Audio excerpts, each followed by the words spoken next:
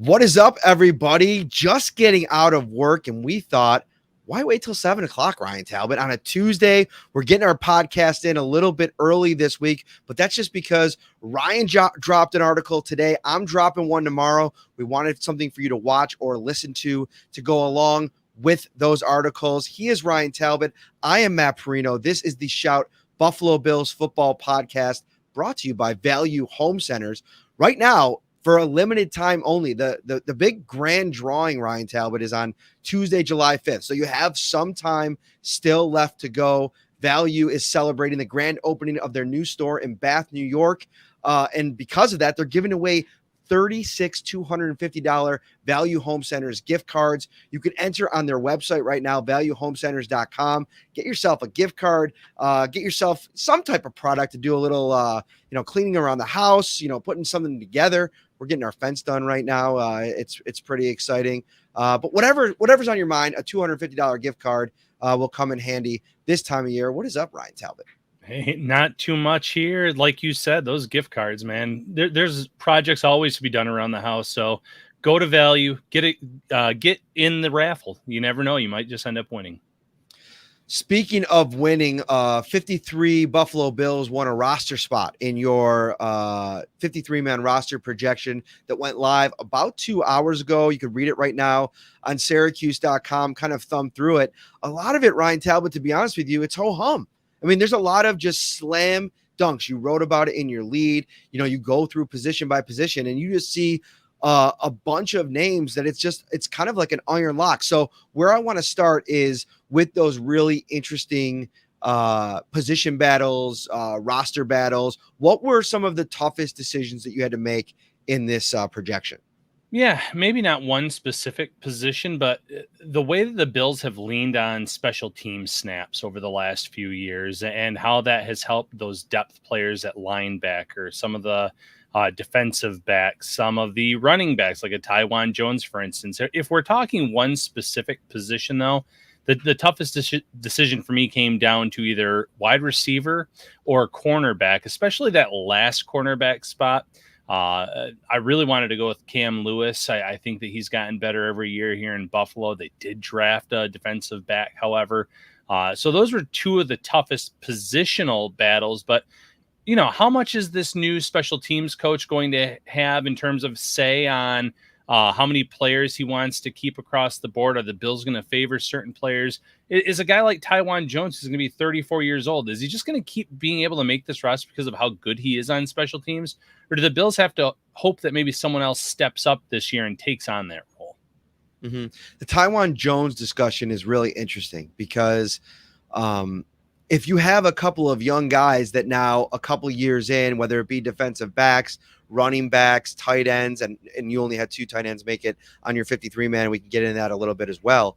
You're starting to groom the next, gunners. I mean, that's primarily what Taiwan Jones does. And you already have an elite level one in Saran Neal. So can you get the kind of upside from somebody else if you want to kind of bring somebody else along? So I think that that's a great point. And you have Taiwan make it, correct, on your 53-man? Correct. Yep. On this first one, Taiwan makes the squad.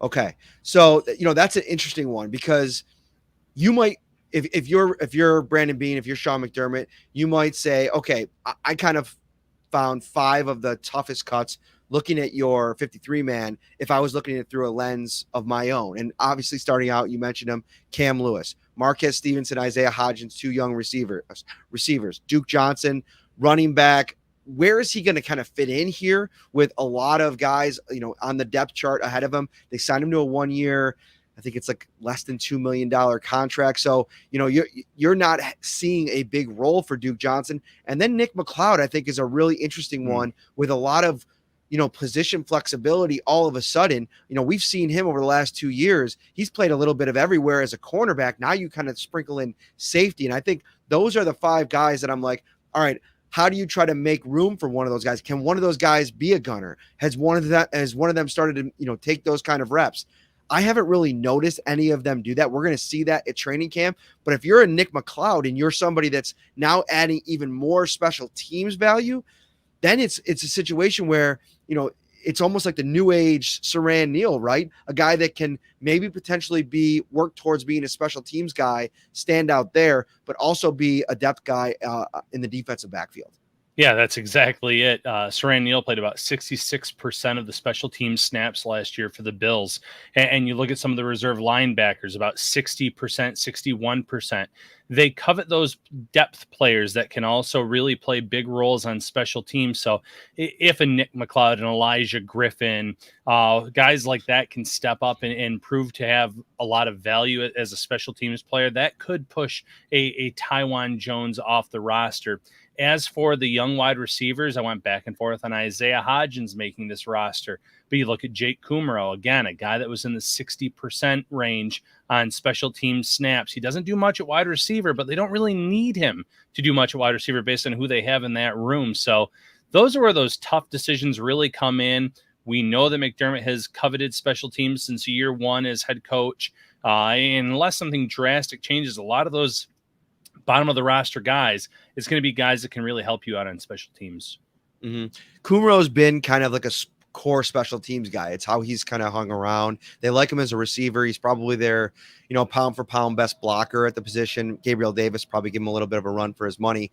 But, I think I want to go there next in terms of wide receiver because it's like a log jam in the slot.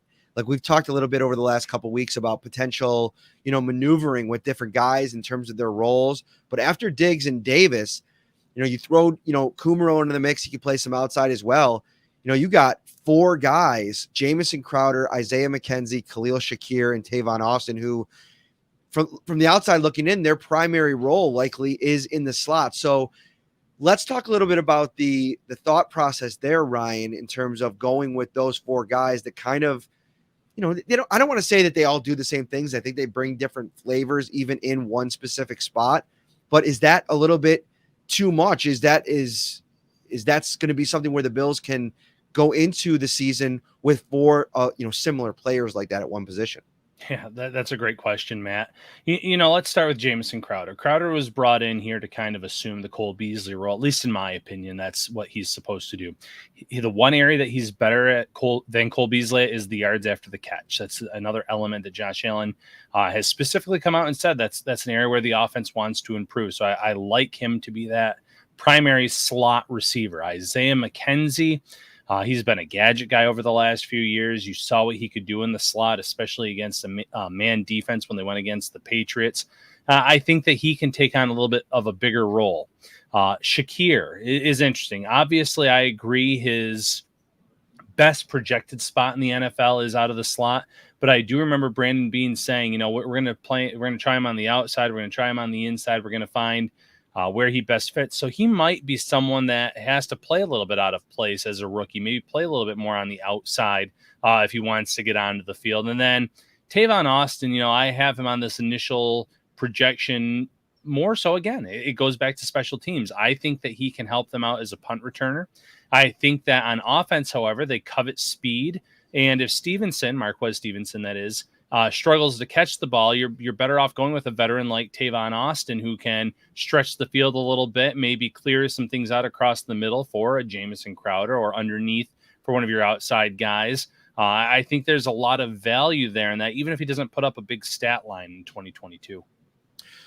For me, I think you really kind of ironed it down to an important battle. And that is what I think is going to be Shakir against Tavon Austin, because I think, listen, I'm not going to sit here today and come totally off of my bold prediction from a couple months ago saying that, one crazy thing that could happen is maybe Jamison Crowder not making this roster. I still think that there's no guarantee that he's on the final 53. I think he's going to have to earn it. I think he's done a lot of that already just in minicamp. He's showed up. He's kind of been that veteran. He's made some plays. He's making his mark in the room with the way that he works. So, I do think that there's a definite path for, especially with what he brings. But for me, Austin and Shakir is going to be interesting. I think Shakir has to provide as much value as possible to earn that spot. And that's even if the Bills want to keep 7, right? Because I think the other 6 that you mentioned, whether it be Kumaro, whether it maybe be Isaiah Hodgins beating Kumaro out, finally a former draft pick, if he can have a really strong training camp and preseason. We'll see. I think you could kind of get Kumaro maybe back on the practice squad. But anyway, that's another conversation that we can maybe have as well. I think Tavon Austin, at the end of the day, as you get to the 53, it's going to be easier to get him on the practice squad than it will be to get Shakir. And that's why I think that if it comes down to those two, which it could, depending on how many players you want to keep, we could talk about this in a bit. I've been really high on Brandon Bryant throughout the spring here. Eli Anku is a guy that, played a lot of meaningful minutes for them last year, a lot of meaningful snaps, I should say. And so if you want one of those guys, if you're Sean McDermott sitting there and saying, I know we're more talented on the defensive line, but I can't get away from it. We've kept 11 last year. I got to keep at least 10. You're going to have to shave in other places. You got the Bills only keeping 2 tight ends. That's very plausible. I think they can get to the end of August and say, we think we can get Tommy Sweeney, Jalen Weidemeyer back on our practice squad. We're going to go with 2 there, and we're going to keep in other places. So Shakir versus Austin. What's the market been for Austin all offseason? I don't think teams were beating down his door to add him to the roster. And to me, he's a guy that, despite what he does without pads on, and even if he has an absolute firecracker training camp, I can see a situation where Shakir is a valuable guy that they just drafted, and they want to keep him in the roster and maybe try to sneak Austin onto the practice squad. And that doesn't necessarily mean that Austin won't factor in on game days, even, especially if they could call him up. Kind of figure out that situation, or maybe there's an injury early on and they decide to call him off the practice squad. I just think that there's a little bit more maneuverability there with Austin than there will be with Shakir. What are your thoughts on that? No, 100%. I mean, you just said it yourself. Tavon Austin was sitting out here until a few weeks ago. He's someone that hasn't put up a huge stat line since early on in his career with the Rams. He's dynamic. He brings speed, but he's also 32. He's getting up there in age, where a guy like Khalil Shakir, yes, he was a day 3 pick, but he was also a pick that was lauded by a lot of people saying, hey, if the Bills would have taken this guy on day 2 of the draft, we would have loved this move. There's a lot of reasons to be positive about his upside, and he's not someone you're going to be able to sneak onto the practice squad. It's why last year the Bills had to have a guy like Tommy Doyle on their initial 53-man roster. There are certain players, especially rookies, that there's no way they're going to clear the waivers. They're going to get claimed by another team. You're going to lose out on someone that you just drafted. So when it comes down to that discussion, if that specifically takes place, 100% Tavon Austin goes to the practice squad. You can elevate him. You can see what he can do early on in the season as a returner. And then obviously, unfortunately, part of the game is injuries occur, and all it takes is one injury for him then to get signed to the 53-man roster in some capacity. So 100% in agreement with you on that one, Matt. The comment section is fiery today. I love it. And you posted in there, love in the comments. There's actually one I'm trying to find because I would like to talk about this a little bit. Let me see here. Oh, here we go. Richard Greenwood on YouTube says that Jamison Crowder is a lock to make the roster, and Isaiah McKenzie is in trouble. I will go out on a limb here, Ryan Talbot. I will go out here on a crazy limb. Maybe that's a crazy limb. There is absolutely 0 chance that Isaiah McKenzie isn't on the Bills' 53-man roster. 0% chance that Isaiah McKenzie doesn't make the 53-man roster. So I tweeted something out a couple of days ago. I'd kind of been, we talked to Isaiah McKenzie. I'd missed the availability because I was doing a side interview off to the side, and I went back and I read I transcribed the interview later on.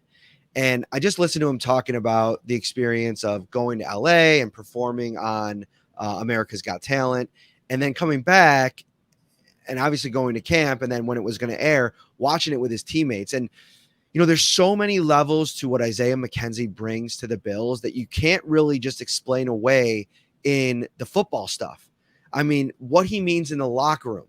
When I brought up going from Cole Beasley to potentially Crowder, Shakir, McKenzie, Josh Allen stopped me deadpan, like in the middle of me talking, like, just so everybody knows, I've been with Isaiah McKenzie longer than I've been with Cole Beasley.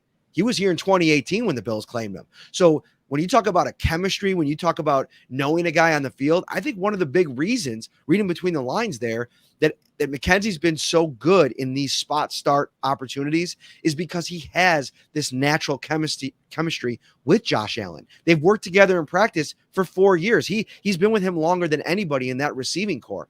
So I just think McKenzie brings more. I think he's got a higher ceiling than anybody in this receiver core, not named Stephon Diggs or Gabriel Davis. I like that, man. Listen, you mentioned it. Isaiah McKenzie's been here a long time. He knows the system really well. That's important because with Ken Dorsey being the offensive coordinator, yes, there's going to be some changes, but a lot of the things are going to stay the same, and that also benefits Isaiah McKenzie. I'm not willing to say he's 100% locked, but I think his odds of making this roster are very, very strong. Whereas a few years ago, he was always one of those bubble guys who, showed up during training camp and the preseason and did enough to claim a spot. I think this year he's definitely on the right side of the bubble as we enter the summer, as we enter training camp. But it'll be interesting to see how the Bills break down that dynamic of outside players versus slot receivers, because like you mentioned initially, they do have a lot of guys, at least on my initial projection, that do fit best in the slot. Great stuff in the comments. I highlighted that one. No offense, Richard. I loved all of the comments, and it's very active today on a 5 o'clock on a Tuesday afternoon. Thank you. And if you're watching on YouTube, hit that like button. Mike from Mississippi watching over on Facebook. Best podcast ever. Thank you so much, Mike. We appreciate you. Let's get to, before we get to the defensive side, and we got to kind of cycle through this really quickly here. Like I said, there's not a lot of, intrigue to the 53-man roster projection at this point. It's a couple guys here and there. I had Reggie Gilliam off of my first 53-man, and I would redo that if I had another opportunity. That was an F, a fail, an L that I had to take. That was not a wise do. He's so integral to what they do on special teams. He has a great relationship with Matthew Smiley. I think he will be on that roster. So, offensive line, you have Greg Van Roten as a cut. And I mentioned in our chat as we were kind of going back and forth, I think Van Roten, Greg Mance, one of these interior players that Brandon Beane went out and got, I think they could be one of those trade candidates late in training camp, late in preseason, when you're looking to maybe add future value. And instead of cutting a guy, you could try to flip him for a pick, even a 7th round pick, if that be the case. Do you think that he kind of fits into that mold there? Yeah, absolutely. They traded Russell Bodine a few years ago, and he was someone that was having a very bad summer, and you still found a Patriots team that traded for him. He didn't end up making their roster. But yeah, these are valuable players. These are veterans that have a lot of experience. I don't think there's teams knocking down the door to bring in Greg Mance or Greg Van Roten to be a starter, but you want depth. You want guys that have that experience, and both of them bring that to the table. I went with Mance because he's been here a little bit longer. Van Roten, the Bills had interest in him back in 2020, I believe. So there's reason to believe he has a chance to stick as well. It just came down to a numbers game with Cody Ford claiming that final spot, someone that you've talked about a lot in the last few months in terms of, final chance coming up here with Aaron Cromer, rookie deal, former second round pick, a lot of, I don't want to say hype around this season, but he needs to step up to the plate, because if not, that bust label firmly goes on Cody Ford, and he goes down as Brandon Beane's worst draft pick as Bills GM by far, considering where he was drafted and what they've gotten out of him so far. So, yeah, I think that one of those veterans that you mentioned are definitely in play for a late day 3 pick, a conditional pick, because that's the most valuable spot in the league, obviously minus franchise quarterback. You're always looking to build up in the trenches on the offensive and defensive line. And Mance and Van Roten both have a lot of experience that teams covet this time of year, especially as the regular season approaches and injuries take place. Yeah, if Mance and Van Roten kind of become some version of maybe early Darrell Williams, and for his run in Buffalo, John Feliciano, I totally could see, if the Bills don't see enough over the course of, end of July, August from Cody Ford, just deciding to move on for both parties, right? Like it's never worked out. There's probably not a path to a starting job for him. As good as he could probably play in the preseason, I think Ryan Bates is going to be that guy at right guard. And I only say that because Roger Saffold has played left guard for the majority of his last few years. So, yeah, I think that'll be interesting. Let's go to the flip to the defensive side for a second. Again, not a lot of crazy calls. You have Balin Spector as making the roster. You can kind of get into that a little bit. Ilianku and Brandon Bryant, they are both cuts. Obviously, priority practice squad guys. And then Cam Lewis. It's going to be a tough one, but because they drafted Kyer Elam, I mean, you just have to probably continue to hope that you could stash him on the practice squad. But I think he's going to have the kind of preseason if he stays healthy. That's probably not the case, but because of the depth they have, that's just probably going to end up being something that, they're not going to cut Dane Jackson. They're not going to cut Saran Neal. And I think you get to a point where, you gotta move on. Yeah. Starting on the defensive line, Brandon Bryant, Anku were two of the toughest cuts because I know the Bills like to go heavy there, and I only had 9 initially.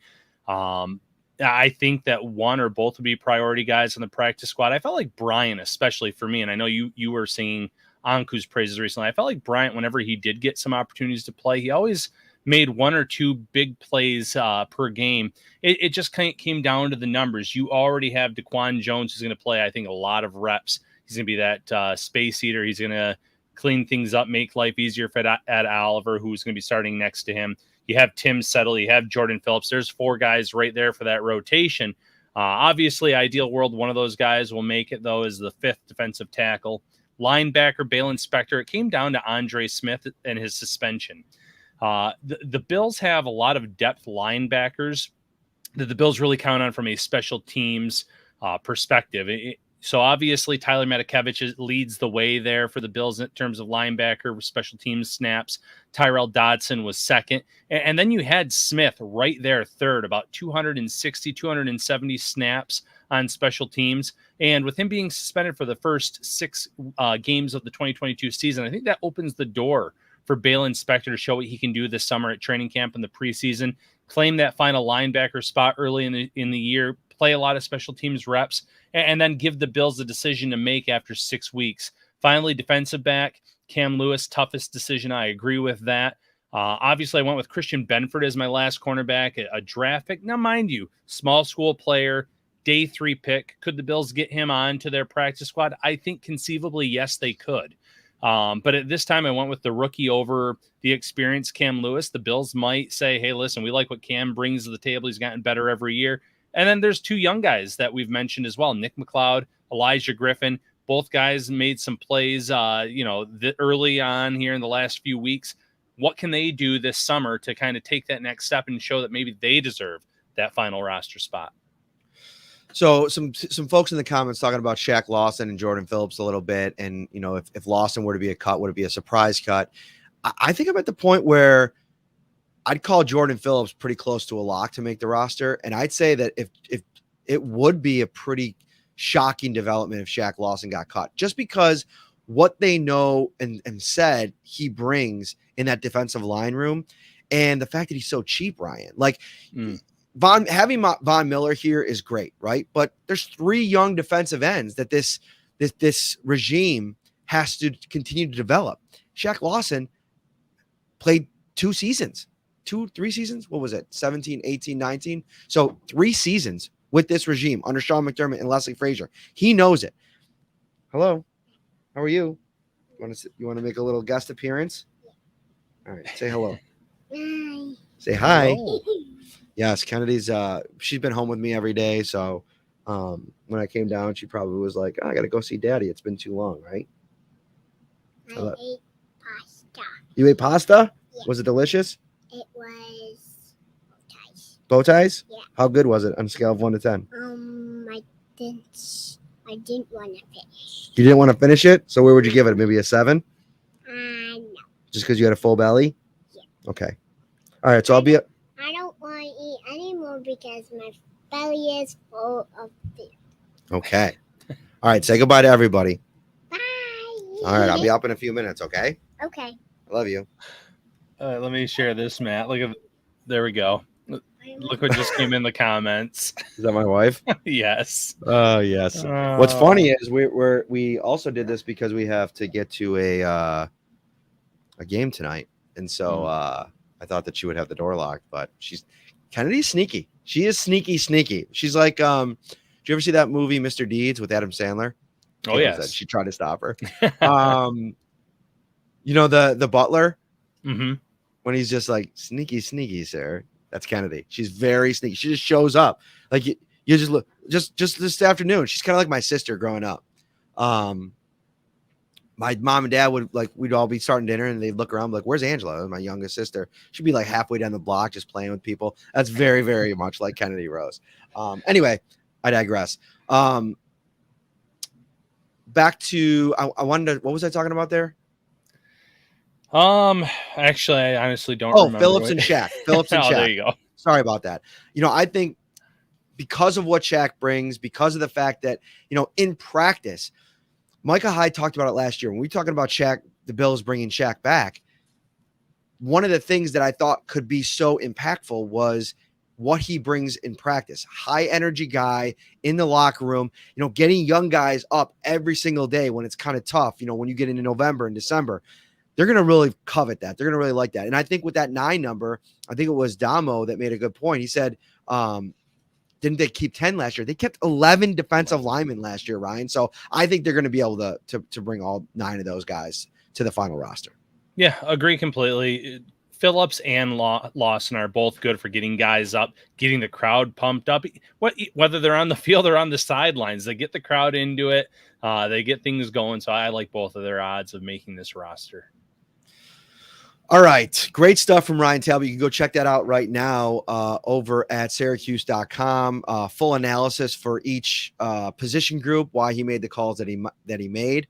And speaking of making good calls, which Ryan Talbot always does, make a great call right now, all the way up until July 14th. So you got a couple weeks left. Head over to Value Home Centers. They have the Weber Spirit 2 E210 propane grill on sale, $100 off. Usually $499. You can get it right now for $399. Some chicken, some burgers, some hot dogs, some steak, whatever your heart desires. Get yourself the new Weber. Get yourself started right now. Host a big get together, whatever you want to do. What a deal, Ryan Talbot. A great deal. And, one day this past week, I came onto Twitter just to find a bunch of people talking about cheese on their burgers. So thank you for that. Sorry about that, buddy. And notice did I tag you in it? I think I did tag you in it. I don't know. I think so. Yeah, I probably tagged you in it. I apologize. All right. So schedule release. So we did this a couple weeks ago at the schedule release where we did the game by game predictions, and you went through yours. You landed at 14-3. We went through all the games. I am going to do the exercise again tomorrow. Now that we've seen mini camp, now that we really have a good idea of what this team is going to be, I wanted to kind of flesh it out again, go through the whole operation. And let's do that right now. Let's talk about how I finished here in terms of what I think the Bills are going to do this year. I had them going 13-4. And I have them losing the opener. Here, I'll go through the 4 losses. So I have them losing the opener against the Rams. I think the Rams are bringing back pretty much the same team. Offensively, I think they're probably going to be clicking early on. I think the Bills adding Von Miller is interesting. I think he's going to get out for that game. I think that's this defense, if they hit the ground running, they can make it really, really interesting. I'm wondering if Ken Dorsey is going to need a few weeks to kind of get things churning a little bit, right? And I think they come back in week 2 against the Titans with a really optimal matchup, an offense that I don't think is really built to attack, score a lot of points, especially on the road in prime time. Ryan Tannehill is going to be looking around for guys to throw the football to. I mean, Treylon Burks is cool. They go out and they trade for Robert Woods. Is he going to be ready by week 2? We'll see. So a lot of question marks at their skill position spots. And, Derrick Henry had the big injury last year. So I have them starting off 4-1 with that loss being against the Rams. They beat the Titans. They beat the Dolphins, which I think is going to be a super competitive game. Then they go on the road against the Ravens. You had the Bills losing this game. I have them winning it. I think that they really match up well against Lamar Jackson defensively. I think what they did to upgrade the defensive line is going to be really good against a really good Baltimore offensive line. But again, a really competitive game. Then they beat the Steelers. Then I have them lose to the Chiefs. That's the bye. They go 4-2 to start. Thoughts? I like that start. I agreed with you on the Rams game. I had the Bills losing that. A lot of that for me was the unknown with Tre'Davious White. The fact that they are going to be firing on all cylinders offensively and in the passing game. Obviously, Cooper Kupp, one of the best in the game. I think Allen Robinson is poised to do big things for them as well. So if Trey White's not there, I think that makes it a little bit harder for the Bills to win the game. And he could be available. This was just a hypothetical back in May. Ravens game, neither quarterback has really played well against the opposing defense. Lamar Jackson, I think, has thrown for under 200 yards in both of his matchups against the Bills. Josh Allen, his first start against them, not including the game that he came in mop-up duty. He really struggled. The second game, he completed over 60-some%, but he only threw for 206 yards in that game. He's never rushed for more than 10 yards in one of his matchups against the Ravens. So they really do a good job of keeping him in check there, too. So I had that. I have them actually starting out 2-2 to start the year before they really then get the ball rolling and go on this colossal run. But I like the way that you have it broken down for sure. Elliot Eisler, one of our favorite viewers, listeners, whatever you want to say, had a great comment here and talking about what Sean McDermott said last week about the offense being light years ahead of where it was at this time last year. And I think big part of that is because of the people that are involved, right? Like, of course, it's a new offensive coordinator, but it's Josh Allen, who's going into his 5th year, coming off of some of the best football that any quarterback's ever played in the postseason. Another year of familiarity with Stephon Diggs, Gabriel Davis, the majority of that backfield, Dawson Knox. So I think just from a personnel perspective, I think that's kind of more of what I took away from that than maybe Dorsey versus Dable. But I think it's just about where this offense is in, the trajectory with most of its core pieces intact. It's going to be a learning curve for Ken Dorsey. Even if they start fast, even if it goes well, I mean, this is a former quarterback.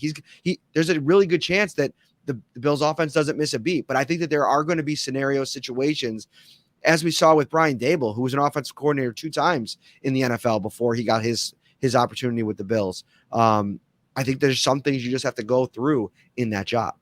Yeah, agreed completely. And listen, in terms of being light years ahead, like you said, man, it has to do with this roster. Gabriel Davis on the cusp of something great based on that playoff performance that we saw against the Chiefs. Dawson Knox coming off of a career best season. You add O.J. Howard to be his backup. You add a James Cook to a backfield that had Devin Singletary playing his best ball late in the year. So a lot of the returning faces, the players getting better and better year after year.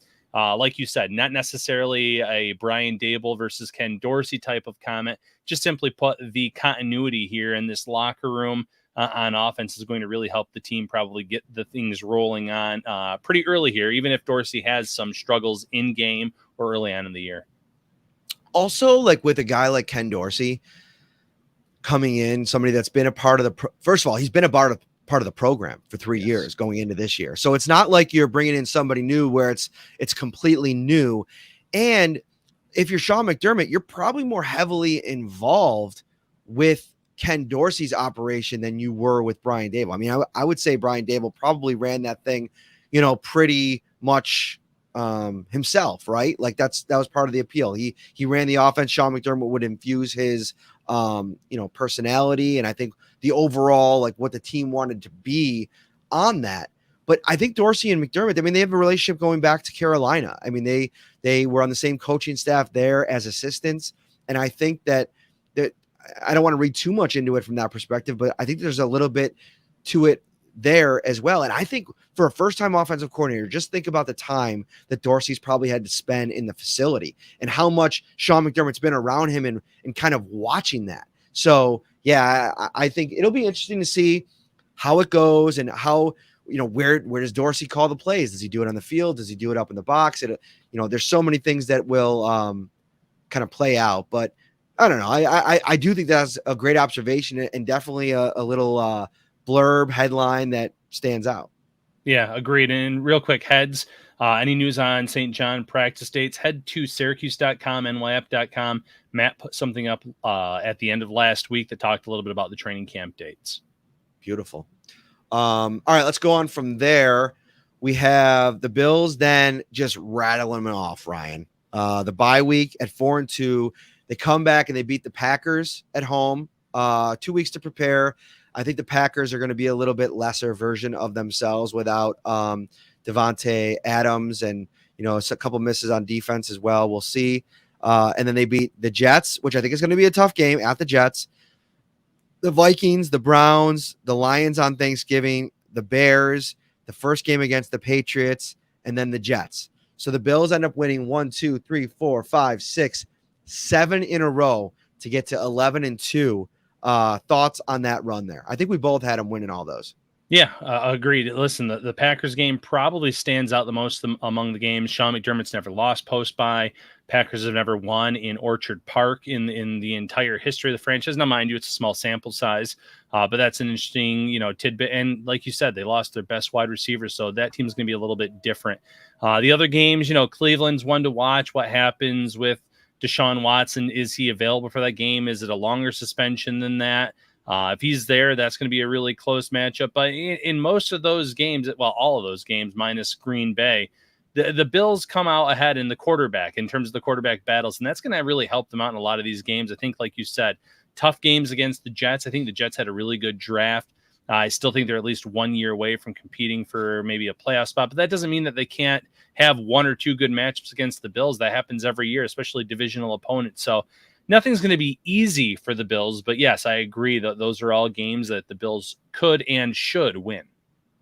I almost had the Lions as a loss. I think the Lions are going to be much improved, and we'll see how things shake out at the quarterback position. If Jared Goff can continue to give them average level quarterback play, I mean, they got some talent around him on offense now, and that defense is going to be better. They play with they're a tough football team, and so I think that could be an interesting game. And then, I mean, listen, I think the Patriots are going to be the worst team in the AFC East, so I gave them the loss. I almost had a split with the Jets just because I think the Jets have played the Bills pretty tough the last couple of years, and I think they're better. But I just think in the end, like, elite teams will beat teams on the come up, and I don't know that Zach Wilson against this defense with where they're playing, week 9 and then again in week 14, if he's going to be able to make enough plays to beat the Bills. So I have him at 11-2. Then I have him losing to the Dolphins at home, that might be controversial, but I just think that it's going to be really hard to sweep this division. And so I had to find a loss somewhere. I think the Bills play really good in Miami. And so I had a close game, them losing in week 15, being 11-3, and then finishing it out, win Bears, losing on Monday Night Football against the Bengals, and then closing it out with a win against the Patriots. 13-4. The Bills go clinch the AFC East, probably the 1 seed, maybe the 2 seed, depending on. I just think the AFC West is going to absolutely beat each other up. The AFC North is going to be really tough. I don't see anybody really wowing me in the South. We'll see, but I think the Bills can at 13-4 keep that number 1 seed right. Yeah, agreed. 13-4 or 14-3 where I had them. I think those are both realistic records for this team. You nailed it with those two divisions. Some really good teams. Even the worst teams in those divisions are going to be competitive, especially in division against teams that they're very familiar with. So I think it can happen. Their last loss going to the Patriots because the Bills already had the number 1 seed wrapped up for that final game. So I'm intrigued to see what happens. I think that obviously, with the Bills being Super Bowl favorites, there's high expectations, and I think the Bills, to their credit, are ready to take on the target on their back, so to speak. Where maybe last year they still had their moments against Jacksonville and other games where maybe they weren't ready to be the target, but I think this year they're ready to take on that role. Joe DiBiase, Sneaky Joe from WGR 550, put out a tweet shortly before we went on, and we got to get him on. He's one of the only local guys we haven't had on, and we've been working on something, and we'll get him on hopefully over the next couple of weeks if we can work it out. But he said he tweeted out the odds of Super Bowl matchups, and the Bills actually have the 3 best odds in terms of matchups. The Bills versus the Bucks is number 1 at plus 1,600. Then Bills versus Rams is plus 2,200. Bills Packers is 2,200. And then Chiefs Bucks is the next closest, and that's plus 2,800. What do you think about that, Ryan? That the Bills, not only are they the Super Bowl favorites right now, but the 3 top matchups include the Bills against 3 different opponents. Yeah, I'm not surprised by that. Now, it comes down to who the Chiefs lost, and they lost Tyreek Hill. And I think a lot of the betting odds people, they want to wait and see what this Chiefs offense looks like without him. Yeah, they added some wide receivers to that room, but none of them can do what Hill did. So I think there's some intrigue there. You already noted that division as a whole got a lot better in the AFC West. You had Russell Wilson to the Broncos, some talent on defense there as well. You have Justin Herbert on the come up and a lot of talent on both sides of the ball there. And the Raiders too. They had Devontae Adams. You have Carr. You have a competitive team that made the playoffs last year. You got it better on defense. I think that factors into it as well, that it hurts them in terms of playoff seeding. And that really looms large come playoff time. If the Bills can have that number 1 seed, I think that the path for them to get to the Super Bowl, to take on one of those 3 NFC teams, becomes that much easier. Yeah. I tweeted it out that it would be fitting if it was Bills versus Bucks, and Tom Brady's last game ever in his career was a Super Bowl loss to the Bills. Could you imagine that storybook ending for Buffalo sports fans? And what's funny too is with the match that just happened and all the trash talk back and forth, I said they'd probably walk it all back in the 2 weeks lead up. But man, there'd be a lot of media around all the stuff that those two guys talked. And I know it was for charity, and I know it was kind of tongue in cheek, but some of the things that Tom Brady said about Josh Allen, if he goes on to have an MVP caliber season, does Tom Brady think that Josh Allen can beat him in the big game? I mean, that is going to be prime time, big time stuff. Yeah, go back to the quote that he said before the match. Like you said, he hasn't had a lot of success against me in his career. That will be probably the quote that gets plastered leading up to that big game, if that's how it all lines up. If you are in need of anything, you need a lawnmower, maybe you want to get ahead of the winter. You want to get a snow blower, a shovel. Maybe you want some tools for around the house, some projects that you want to take care of. Head over to valuehomecenters.com right now. You can shop there anytime. You buy online, pick up today in store, or find a shop through their huge selection of products. They'll ship it to your local store from their warehouse for free and have it ready for you to pick up. You can also text VALUE, VALU, to 80692. That's 80692. Join their text program, receive a $10 off $40 purchase coupon, plus be the first to know about new promotions, deals, and new products. All right, that'll do it for this week. For Ryan Talbot, I am Matt Parrino. We will be back next week. John says he's in Cali. What does he need a snowblower for? Fair. Well, I don't know if Value is in California, but they'll if you're going to be in Buffalo, they'll ship it there and you can pick it up. Thank you so much for joining us. Hit that like button, subscribe as well on YouTube before you leave, and we'll see you next week. Take care, everybody.